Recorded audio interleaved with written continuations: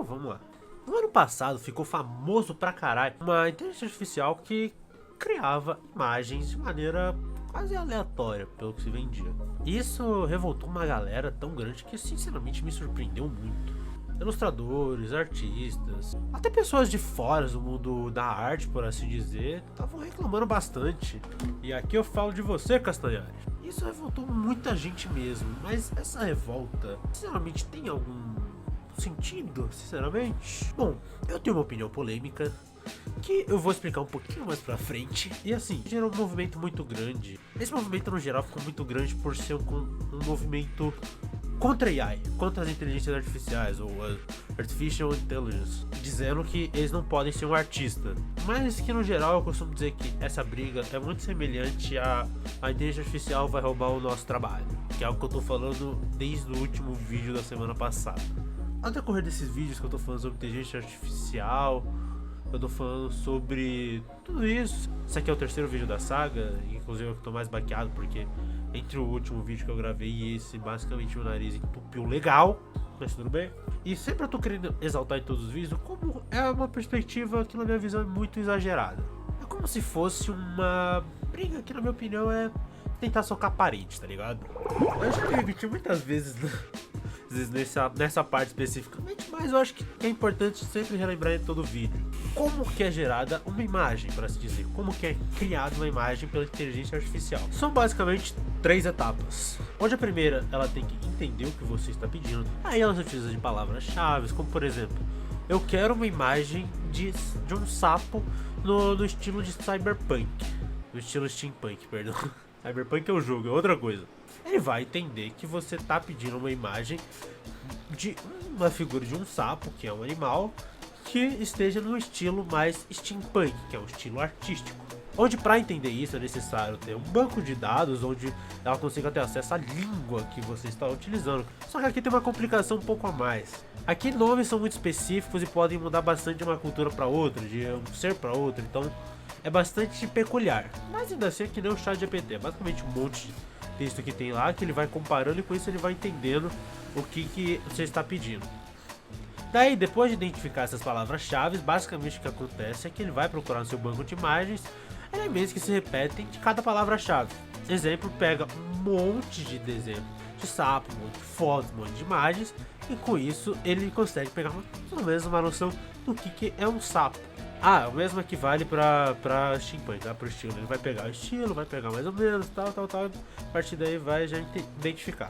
E o terceiro passo vai ser basicamente unir os outros dois. Vai ser basicamente você montar e dar o resultado. Algo muito semelhante de como nós imaginamos, de como nós seguimos com as coisas. Onde caso o cliente mande pra nós dizendo: ah, eu quero um sapo no estilo steampunk. Primeiro de tudo, nós temos que entender o que está falando, temos que entender um pouco da língua para conseguir entender o que está pedindo. Depois vamos atrás de pegar inúmeras referências para usar como base no projeto, para fazer como base no modelo artístico, para que posteriormente, usando essas duas informações que a gente pegou, a gente possa fazer nosso desenho querido. E basicamente é uma semelhança que não é por acaso, tá? É importante lembrar, enquanto que a inteligência artificial foi feita para se assemelhar com nossa maneira de pensar, porque como o próprio nome sugere, é uma inteligência que é artificial, não é real, é só superficial. Basicamente é dessa forma que uma inteligência artificial entende as coisas e gera a imagem. Agora vamos entrar um pouquinho no conceito de criatividade, que aí já é um assunto mais delicado. Eu lembro que para poder fazer essa série de vídeos eu conversei bastante com o ChatGPT para ter uma base, para poder ter alguma coisa por onde começar, para poder ver o que o próprio chat tem a dizer, tá ligado? Aí eu fiz a seguinte pergunta: a inteligência artificial pode criar algo? Aí o ChatGPT me respondeu a seguinte coisa: sim, a inteligência artificial pode criar algo, dependendo da sua programação, do conjunto de dados que recebe para trabalhar. Por exemplo, uma AI treinada para imagens pode gerar imagens digitais. No entanto, é importante notar que, atualmente, a maioria das criações de inteligência artificial ainda precisa ser refinada e aprimorada por esses humanos, antes de serem consideradas finais. Ainda assim, a inteligência artificial pode ser uma ferramenta valiosa para impulsionar a criatividade humana e levar novas descobertas e inovações. O que o ChatGPT falou, um elemento que eu acho muito importante a gente frisar, quando a gente fala inteligência artificial, porque é exatamente isso. Ele é uma ferramenta que o artista nunca tinha que fazer alguma obra, algum desenho, alguma coisa, e não tinha muito uma ideia de como começar, tá ligado? Se tinha meio perdido às vezes. Todo mundo já passou por isso. E nesse aspecto, a inteligência artificial pode fazer exatamente isso. Pode ser um pontapé inicial para onde você vai seguir. Dependendo, pode até ser utilizado como uma referência, por que não? Por conta que a inteligência artificial, ela vai pegar inúmeras imagens e com isso vai cruzar as informações e fazer já mais próximo do que pode ser finalizado. Mais próximo, não finalizado. Opa, pera aí que eu tenho que aparecer aqui rapidinho pra poder falar um negócio com vocês. Primeiro de tudo, vocês estão vendo que é um trecho separado, tô com o cabelo cortado, bonito, ó o desenho. Fala. O blazer que eu tava usando nesse vídeo todo, tem inclusive até aqui atrás. Aqui é ele lá. Eu venho aqui pra poder falar uma coisa que eu não expliquei tão bem devido eu falei que eu tava extremamente ruim de rinite, tava extremamente gripado, com o nariz entupido pra cacete. Então eu tô vindo aqui pra poder falar pra vocês uma coisa que não ficou tão legal.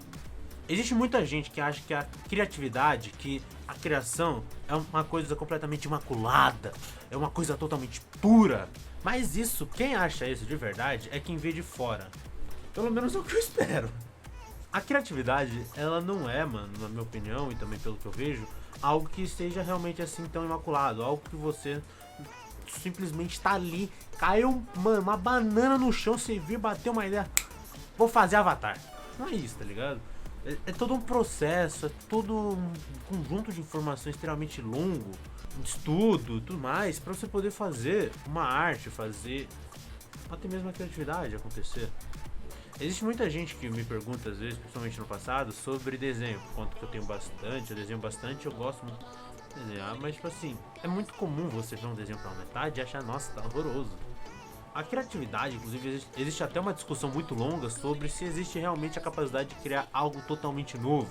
Porque, cara, em algum nível você tá pegando uma referência, em algum nível você tá utilizando algo que já existe. E eu sou muito defensor, inclusive, dessa lógica de que é impossível a gente fazer algo 100% novo. Eu quero que você imagine agora o sapato, o tênis, o calçado mais revolucionário que você conhece.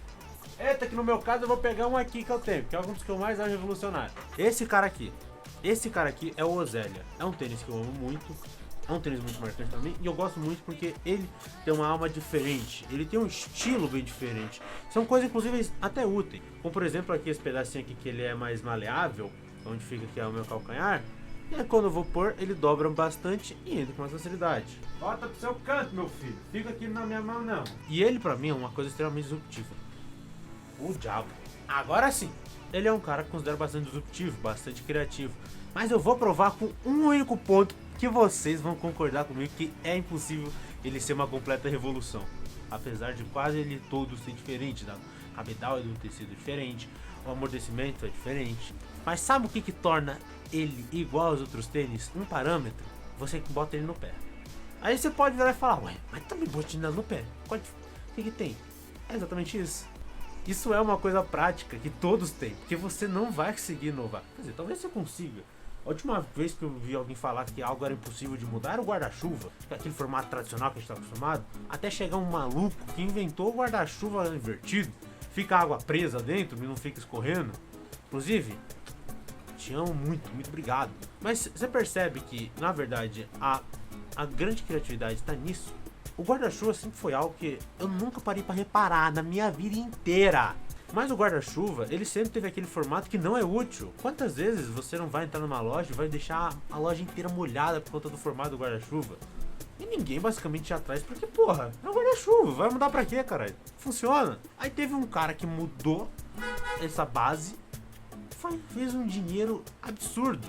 Ele pegou uma base que já existia, melhorou, porque ele teve uma criatividade, teve um pensamento por trás, um estudo por trás, e com isso chegou nesse modelo que é uma coisa extremamente simples, é só você inverter a dobra. Da mesma forma, existem caras que realmente vão muito atrás. Eu gosto de citar o exemplo do James Cameron, que inclusive não ganhou nenhum Oscar, né? Mentira, ganhou sim, né? Efeitos visuais, meritíssimo, inclusive. Onde ele foi atrás com quase dinheiro infinito para poder fazer Avatar ter a cena debaixo d'água do jeito que ele quer. Então ele teve que ter a criatividade, claro, com outras centenas de marcas, centenas de pessoas auxiliando nesse estudo para poder criar isso. Da mesma maneira, eu para poder fazer um desenho, como um cara que gosta muito de desenhar, eu não vou seguir do zero. E nem sei se é possível seguir do zero, porque eu já tenho um monte de imagem na minha cabeça que eu acumulei durante anos, durante 21 anos de vida. Seja às vezes com coisas banais, como por exemplo, isso aqui que é um MASP, que é um desenho meu inclusive, isso aqui é um MASP. Ou então seja com algumas coisas que eu realmente tive que pesquisar mais, como por exemplo o estilo steampunk, que é um estilo que inclusive está bastante em alta agora, tem muita gente me pedindo para poder desenhar. Então, cara, são coisas completamente, não digo antagônicas, mas que fazem parte do processo. Porque a criatividade nada mais é do que isso, envolve estudo, envolve você pesquisar, passa também pelo processo de você ter alguma coisa, de ter a materialidade ali para ter uma noção. E por isso que eu considero completamente que a criatividade não é algo imaculado, não é algo puro, como tem muita gente que tenta fazer. E eu falei aqui no começo, eu brinquei aqui, que pouca gente, pelo menos eu espero que pouca gente acredite que a arte realmente é algo imaculado, mas tem muita gente que acredita. Tem muito maluco por aí que vive me falando que, você tem alma de artista. Você, cara, você tem o dom. Não porra nenhuma. Cara, eu demorei muito pra conseguir fazer desenhos que eu goste. Tem muitos desenhos que eu gosto, que eu faço. E, mano, é isso, tá ligado? Eu tive que ir atrás muito de entender. Pegando vários desenhos, comparando, podendo ver como que eu posso melhorar aqui, ali, pra poder ficar mais ali colorido, porque é mais minha cara, porque eu gosto mais, me identifico. Da mesma forma, vou pensar em fazer uma linha mais fina aqui, porque vai dar a sensação disso, vai fazer aquilo, tal, cortou. Tudo isso eu fui aprendendo com o tempo, fui desenvolvendo, fui criando técnica. Com isso, fui aprimorando a minha criatividade mesmo. Continue com o vídeo. Vamos voltar um pouco antes ainda mais da discussão e falar o que é arte. Sinceramente, eu não faço ideia. Meu nariz tá ficando muito vermelho. Cara, então, desculpa, gente. Eu tô realmente com o nariz muito entupido. Peço perdão. Mas, sinceramente, o que eu acho que é arte, pelo menos o que responde pra mim o que é arte, é algo que liga ao meu ser. Algo que me faz me sentir bem. Algo que eu me sinto, de certa forma, representado. Exemplo, muito claramente, um exemplo claro. Inclusive, é o motivo pelo qual eu estou usando essa camisa aqui. Que essa camisa aqui é uma camisa do Bieto com a MCD, onde o Bieto é um cara que eu amo a arte dele, é basicamente esse estilo de arte dele, e eu sou apaixonado. Sinceramente é uma coisa que eu gosto muito, eu tenho uma ligação muito profunda com essa arte. Eu acho que sinceramente é muito legal, atinge muito o meu gosto, porque atinge o meu sentimental. E aqui eu tenho que fazer aqui aquele corte para poder falar a seguinte coisa. Quando eu falo sentimental, eu não falo só no sentido dramático. Exemplo, ai mano, pelo amor de Deus, eu vou ficar chorando por conta do que eu vi, ai meu Deus. Não é necessariamente isso, às vezes é algo um pouco mais simples, como por exemplo essa própria camisa do Bieto. Hoje é uma arte que eu acho muito linda, é uma arte que eu gosto, coisa que eu acho interessante, eu acho que é um estilo muito próprio do próprio Bieto, o como que ele faz, é uma coisa própria que me chama a atenção e eu gosto. E uma inteligência artificial, sinceramente, não vai saber como manipular isso, como fazer isso. Exemplo, uma obra da Capela Sistina. Uma inteligência artificial não vai conseguir fazer aquele desenho com tanta coisa escrita nas entrelinhas ali que abre a interpretação. Da mesma forma, a Mona Lisa já não se tornou um quadro tão famoso unicamente pela sua estética, mas sim pelo trabalho que o Da Vinci fez naquela obra, que é uma coisa verdadeiramente magnífica, que historicamente ela é a primeira de um estilo de obra que é surreal. É um nível muito impressionante do que seria a arte mais pura, a arte mais nua e crua da coisa, tá ligado? Que seria algo mais do que a imagem, é algo que tem um sentimento pra você. Vou dar outro exemplo aqui, isso aqui vai ser o último, tá? Eu prometo. Que é os meus tênis aqui atrás. Eles pra mim têm um peso tão gigante, cara. Eu já falei sobre memória afetiva já em um outro vídeo que eu vou deixar aqui em cima. Que é exatamente isso, tá ligado? É o sentimento. E isso pra mim, que é arte. Agora vamos entrar no verdadeiro problema da inteligência artificial produzindo arte. Vamos entrar nesse mérito. O roubo de direito de imagem, o roubo de direito sobre o produto. Onde basicamente boa parte dessas imagens são pegadas de maneira ilegal. Não tem outra palavra para eu citar sem ser ilegal, sem ser extremamente errado. E sinceramente é extremamente errado, cara. Verdade, eu ficaria extremamente puto como ilustrador que alguns dos meus desenhos estejam sendo usados como base de uma AI sem a minha autorização, sem royalty, ganha porra nenhuma. Dessa forma, é extremamente errado você fazer isso, e que sim, nesse aspecto a inteligência artificial está totalmente errada. Você, quando pega uma imagem, um direito intelectual, você tem que falar muito claramente, de explicar, dar os devidos créditos, dependendo dos devidos valores, a quem merece. Como aqui eu falei na camisa do Beto, que é essa daqui. Eu falei, isso aqui é dele, eu não vou falar, fui eu que fiz. Não vou. Porque esse estilo de arte não é meu, eu estou me apropriando de algo que não é meu. Simplesmente não é correto.